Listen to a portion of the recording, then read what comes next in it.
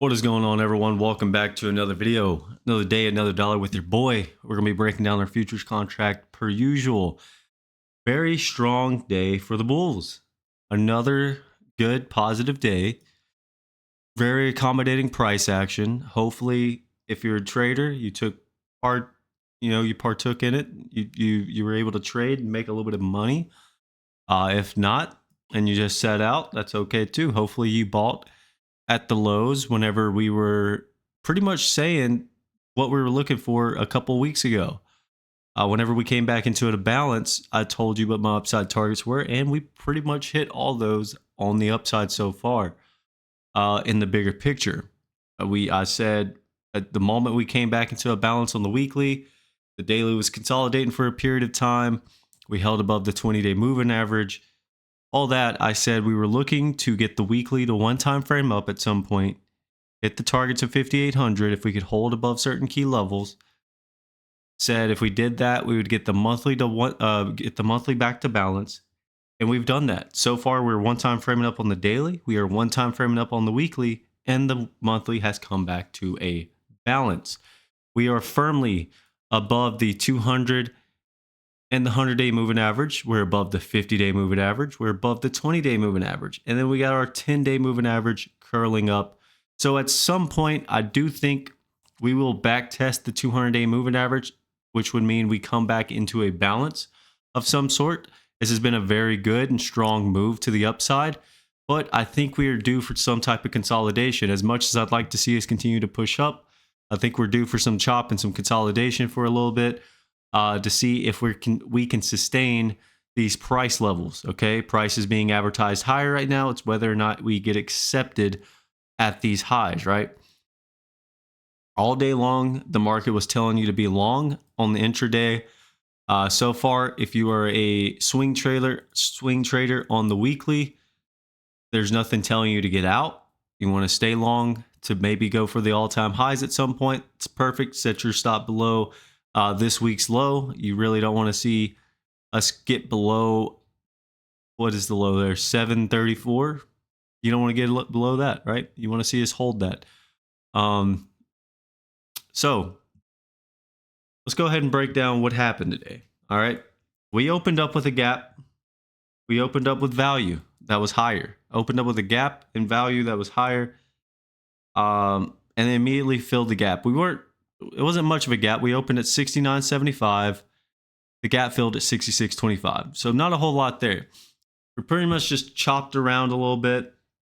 Had not much of an inventory adjustment.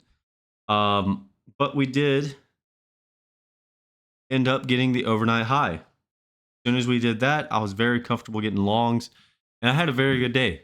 The only time I sweated, only time I had any type of sweat or trouble in this market was in C period and B period. All right, I was looking for this key level here of 58.97 to 5900 to hold. I told you guys in yesterday's video that if we could push up, we would need to find acceptance in that middle distribution from that triple distribution day down on March 3rd. We're doing that. We're inside of that distribution, and you can see we play between that levels, 59.30 and 58.97. I said that was our target on the upside. If we could hold above and pretty much not open up inside of the previous day's value and range. We didn't open up inside the previous day's value and range, and that led to good odds of us going and getting these destinations on the upside. With that, I had that 58.83 level that was marked off. That was a level that we needed to hit. We hit that. We marked off the 58.97 level. We needed to hit that, and we need to hold above that today.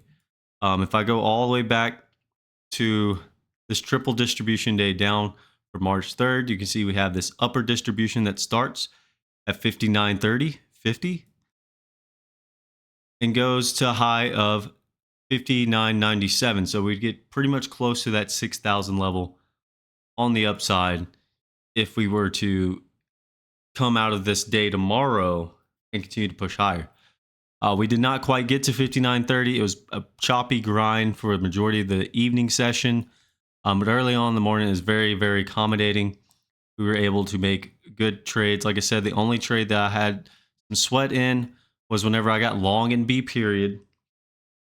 Because I took trades on ebb and flow longs to hit certain targets. I took trades in A period to go and get the overnight high. I took trades in B period, take out A's high and start one time framing up. I took trades in B period on ebb and flow to continue to push higher. On any pullback I bought, was able to get paid. The only time I was stressing was whenever we pulled back in B period, closer towards the end of the time frame. I took a long, where was that? I'm looking here. Took a position at 59.11 whenever we pulled back. It continued to pull back. We were struggling a little bit. If we look up here at the 1 minute chart, we go to where B period was. See, we just hit an not all-time high, but a high on the session, and we began to pull back. So I got long 59.11, kind of expecting us to rotate back up. We never did. Kept pulling back. I added at 59.07, and then we kind of just sat here and chopped around. Now, there was an opportunity. I could have taken that trade off at 59.12 for a little bit of a profit on those two lots. But I was looking for the initial balance high to come in C period. I was looking for us to take out 59.15 at some point.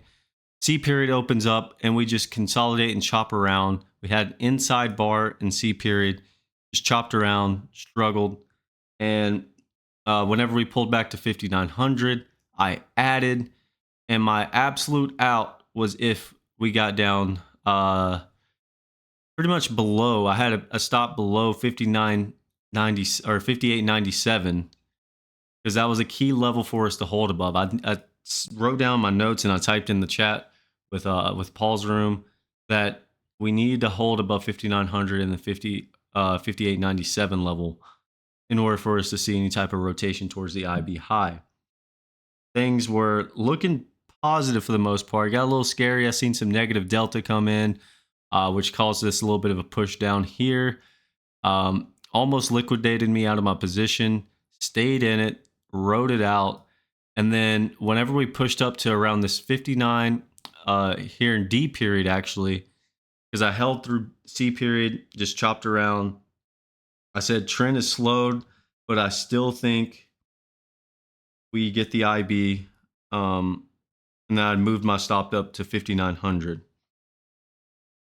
We came up in D period, pushed up near C's high, and we were really struggling at C's high to really find any push past it. We were right there at it, and you can see all these little wicks if you're looking at my top left of my monitor here, top left of the screen. You can see all these little wicks right here. We were struggling to get above there, and the moment we did push up to 59.11, 59.1150, I decided to get out of that position. Pretty much, it was a good win because my average price was around 06. But I was looking for the initial balance high, and whenever we pushed up, took out C's high, and then we kind of came back in, and then we pushed up again. That's where I got out. I was like, you know what? I really don't know if they're going to get the initial balance high. They should, but I would have been more confident if we had done it in C period. Would have been more confident in the buyers if we had done it in C period because it would have been earlier on. The trend would have still stayed strong, in my opinion. And then as soon as I get out, literally within the next 2 minutes, they push up and get the initial balance high in D period. And then we pretty much just chopped around for the remainder of the session. I mean, we set new highs. We had an afternoon pullback low, but that got taken out in A period. And we just pretty much just chopped around. So, I was happy that I got out with what I got. I made money on the day, up pretty decent on the week so far. Great start to the week. We want to continue to steamroll that into the next week, or not next week, but the next day. Tomorrow we'll come in, clean slate, look to see what the market does, and hopefully it gives us opportunities. I would hate to see us chop around, but that is a possibility. Like I said, today Very strong positive day, but I do think at some point we come back into a balance and hit some consolidation um, between the 5,900 and the 5,800 level, in my opinion. I think 5,800 to 5,900 is going to be an area we consolidate at some point. I mean, I could be wrong in the trend that we could continue to one-time frame up. There's nothing saying that we can't. I mean, the weekly's up, the daily's up, so probability of setting new highs are good. However, with this consolidation up here and the lack of any tempo or push at the highs, leads me to believe that maybe we aren't that strong in the bigger picture. Yes, we're grinding up, but maybe we're not finding the strongest of buyers, is what I'm saying. So today we go out with a double distribution day up, still one time framing up. So tomorrow, what are the key levels? What are we looking to hold? Well, I think it is going to be imperative that we hold 5,900. If we open up above 5,900 tomorrow or at 5,900, you want to look to rotate up and take out today's high and take out 5,930 and work your way into that upper distribution from the third. Okay. Right now we're attempting to find acceptance in the middle distribution. So I'm going to keep these lines in here because I think it's very important that we see if we, continue to find acceptance here. A rejection from this distribution would mean we take out 5,900. If we get below 5,900, you're most likely coming into today's lower distribution, which starts at 58.90 to the day's low of 58.63. Okay. So you come back into that area, things get a little tricky. And then you're most likely going to take out, if you open it below 5,900 or can't find acceptance up here or set a new high on the day, you're most likely going to come down here, take out the day's low.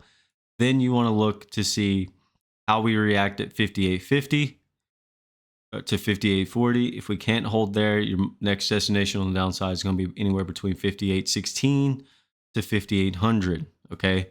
We have the 100-day moving average right around 58.04.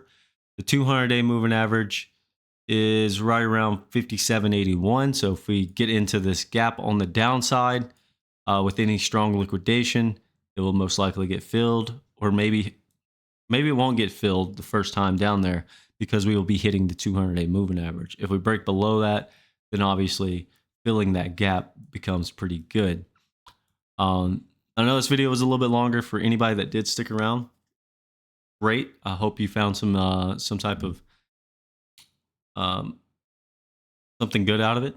If you're confused by anything, leave a comment down below. If you don't mind, leave a like if you're still here. And like I said, most of these videos are just for myself, talk through my process, talk through my trading, and it helps solidify some of these ideas in my head. So like, I say this to an audience that may or may not be here, but it's more or less for myself because I think 5,900 needs to hold in order for us to continue to be bullish. Below 5,900, I think we get bearish. Not full on, you know what I mean? But I just think that those are key levels in my opinion. For anybody that would like to learn more about market profile and how you can improve your trading, great mentor, Paul Asmore. Go check him out on YouTube and camelbacktrading.org. Go check him out. I'll catch you guys in the next one. See ya.